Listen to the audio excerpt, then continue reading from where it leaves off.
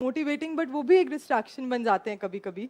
तो उसमें भी I use to interact very less as far as possible जब मैं पढ़ रही होती थी।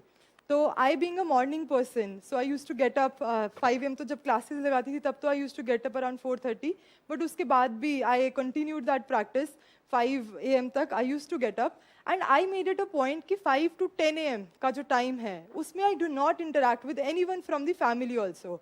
तो उसके लिए मतलब मेरे को थोड़ा कहते भी थे घर वाले कि कई बार जैसे ग्रीन टी या फिर चाय चाहिए तो वो भी आई विल नॉट गो नीचे, मतलब my room was on the first floor.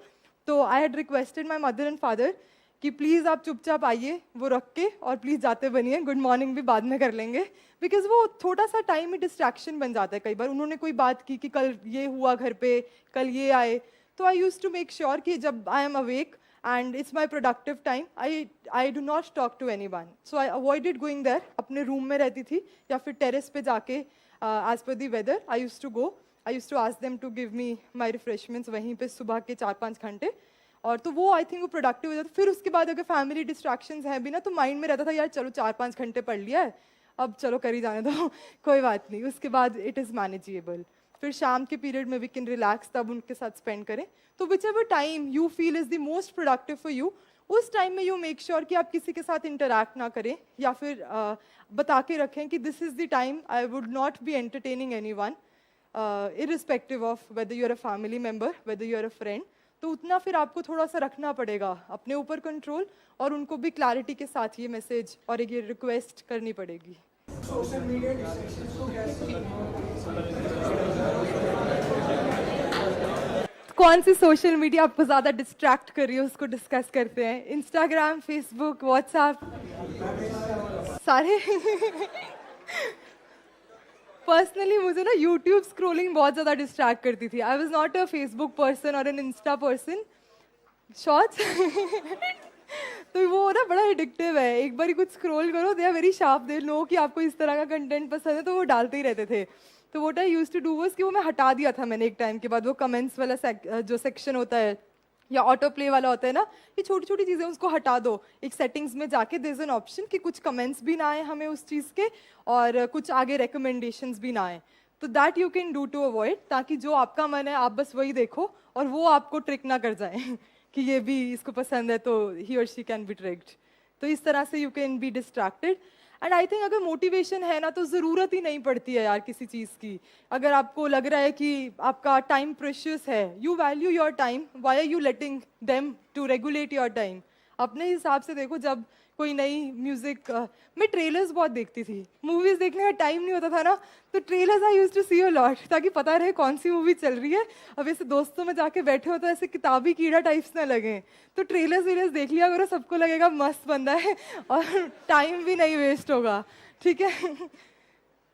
And धीरे धीरे रियलाइज हुआ कि न्यूज़पेपर्स आदि बेसिक असेंशियल थिंग्स, और प्रीलिम्स बाई चांस गलती से हो भी जाए तो मेंस नहीं होगा अगर न्यूज़पेपर नहीं किया है।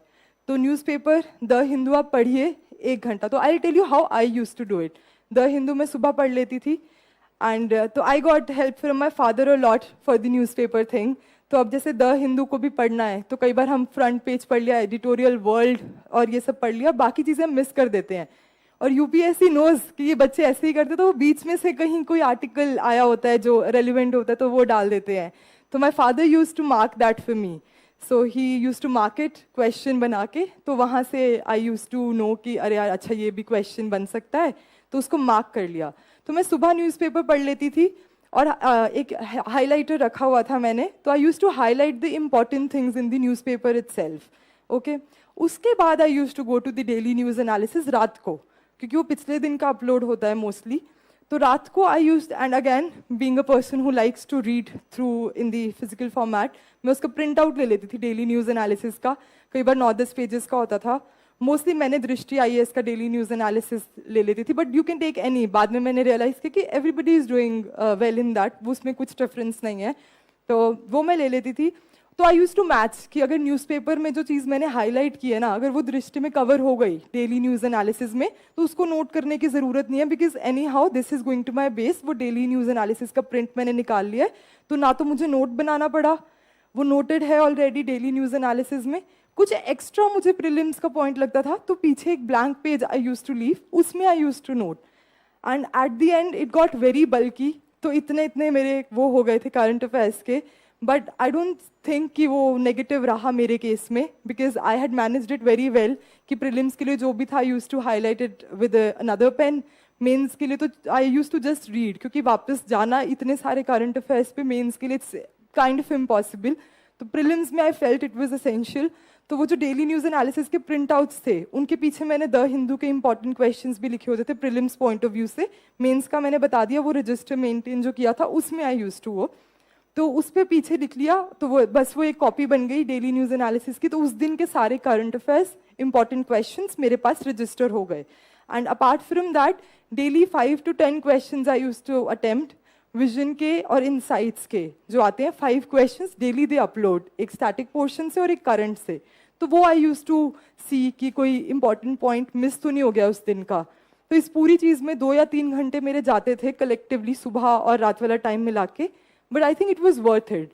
तो बाद में जब मैंने वो डेली न्यूज़ एनालिसिस अपने, एक तरह से वो मेरे सेल्फ मेड नोट्स हो गए, क्योंकि उसके पीछे मैंने चीज़ें लिख ली थी जो भी हिंदू की इंपॉर्टेंट प्री क्वेश्चंस लगते थे। तो उसके कारण मेरा करंट अफेयर्स काफ़ी सॉर्ट हो गया था। Let's go to the book list. I think everybody has been waiting for that.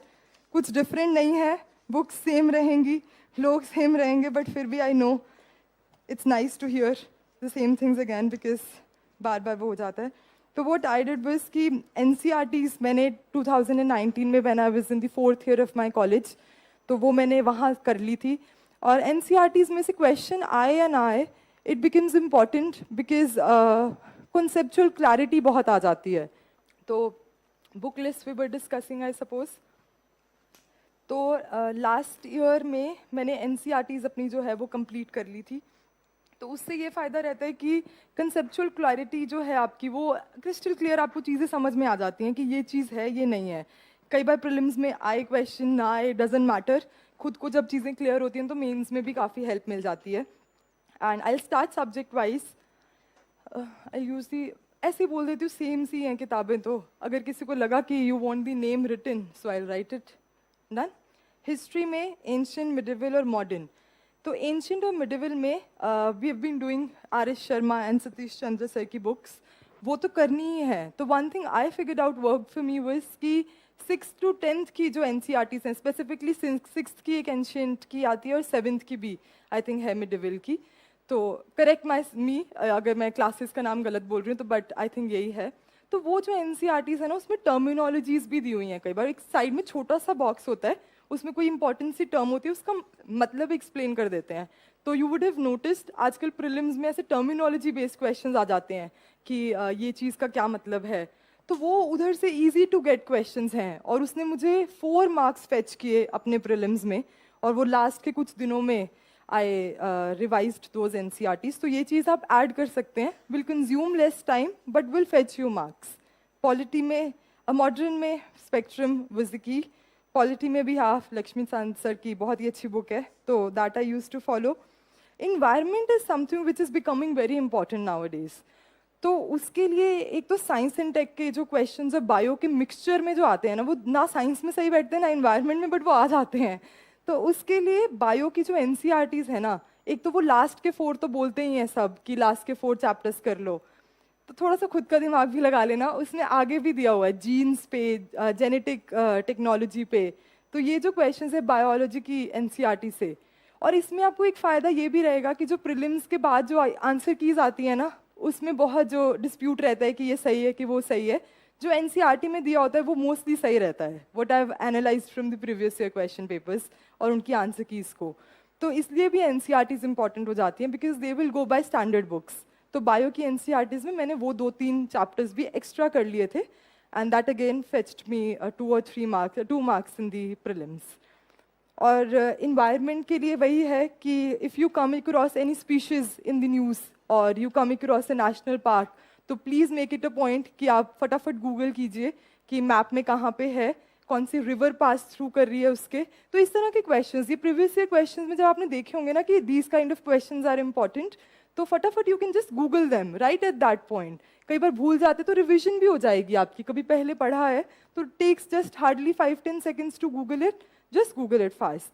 तो इस तरह से you can prepare. And I use to follow Shankar IAS sir की जो बुक है, तो वो उसकी जो बुक है वो इन्वायरमेंट के लिए आई फॉलोड।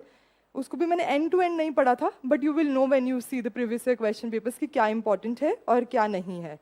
ये एलिफेंट रिजर्व्स, टाइगर रिजर्व्स, ये सब बहुत इंपॉर्टेंट हो जाते हैं and I think they very easy marks to get. तो 50 या जितने भी अब हो गए हैं टाइगर रिजर्व्स, एक बार ही उनको देख लेंगे आप कि कितने हैं, तो doesn't take a lot of time but gives you marks. और अब ये थोड़ा टेक्निकल और हो गए हैं कि इसमें स्पीशीज कौन से हैं और इसमें आगे रिवर्स कौन सी पास थ्रू हो रही हैं। तो वो चाहे सबका you can, if you do not want to google, सबका मत करो, but whatever is in the news that you can google. Geography में we have the 10th, 11th and 12th class NCERTs, more than sufficient, but उनको अच्छे से पढ़ो, every line you should understand, make it clear। तो कई बार भी like कि हाँ वो पढ़ ली है, बट उसी में से क्वेश्चन आ जाता है and we are not able to attempt, and that is very sad. These type of questions you should not miss if you are a serious aspirant. Plus GC Leong book मैंने follow की थी, and map work becomes very important. तो कई बार मैंने देखा aspirants maps लगा लेते बड़े बड़े, इधर भी मैप है और वो कभी नहीं दिखता है। और मेरे केस में भी I had to remove those maps क्योंकि I never use to walk to them. तो आई लाइक इसको रिमूव करते हैं and Google and the atlas make it your source. तो गूगल कर लीजिए, मैप पे कोई भी चीज़ आई, you know the type of questions that are going to come, और 2 या 3 क्वेश्चंस मैप में से आ ही रहे हैं हर साल, 1 or 2 here and there। तो any place which is in news तो please Google it. And again वही स्ट्रैटेजी कि अगर इंडिया की प्लेस है तो नेशनल पार्क आसपास कौन सा है, स्पीशीज़ कौन से हैं उस प्लेस में, तो this way you can go about it.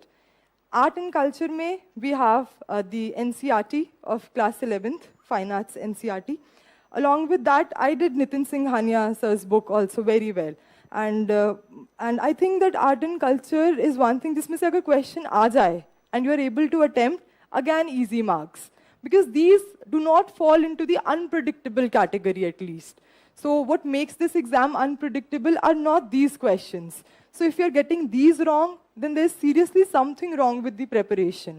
तो ये please आप ध्यान रखें। Science and tech भी आजकल it's very important nowadays। That is mostly dynamic from the current affairs। जो टेस्ट सीरीज मैंने ज्वाइन की थी, आई थिंक उससे काफ़ी हेल्प मिल जाती है। International relations again dynamic. Economics में I had not referred to any book because एक तो NCERTs I felt were really very useful, economics की भी, +1 +2 की भी। उसमें से एक NCERT है जो थोड़ी ज़्यादा टेक्निकल है, कई बार उसमें से क्वेश्चंस नहीं आते हैं, तो that you can skip. And I had my notes from the Sharma sir वाली class, I thought they were very comprehensive. और स्कीम्स वगैरह जो भी आती रहती हैं वो करंट में आपकी कवर हो जाएंगी। And along with these books, what I made a point was, while revising, I will revise these, plus I will revise the test series that I had given, जो subject की, and I'll do their analysis। जितनी भी test series, जैसे अगर economics के जो papers आपने attempt किए उसको साथ में ही रखिए, इन बुक्स के साथ में you keep them, and in the end revise them together, holistically prepare a subject. तो करंट कवर हो गया, स्टैटिक कवर हो गया, I think takes very less time अगर इस तरह से हम उसको एनालाइज करें, and previous year question papers हो गए। तो ये 3 चीज़ों का amalgamation takes care of a lot of your preparation. तो these are the book list, hope I am not miss